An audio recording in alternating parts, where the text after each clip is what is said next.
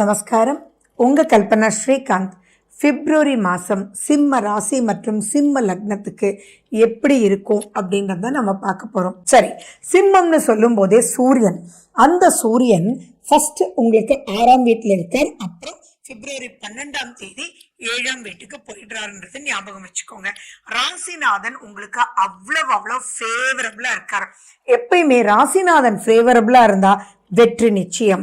இங்க உங்களுடைய வின்னிங் சீக்ரெட்ன்றது இந்த பிப்ரவரி மாசத்துக்கு சொல்லணும்னா யூஸ் பண்ணிக்கோங்க. இந்த மாசத்துக்கு உங்களுடைய யோகாதிபதி சுக்கிரன் உச்சம் பெற்று அருமையா அவர் இருக்கக்கூடிய ஒரு காலகட்டம். அப்போ இந்த காலகட்டத்துல நீங்க ஆசைப்பட்ட பல விஷயங்கள் நடக்கிறதுக்கு காத்துட்டு இருக்கு. சிம்மத்துக்கு நாளை சூரியன் தான், அதனாலதான் நான் உங்களுக்கு இங்க சொல்றேன். சரி, அந்த சூரியன் சனி பகவானோட சேர்றார். இதுல பல பிளஸஸும் இருக்கு, சில விஷயங்கள் எச்சரிக்கையாகவும் இருக்கணும்.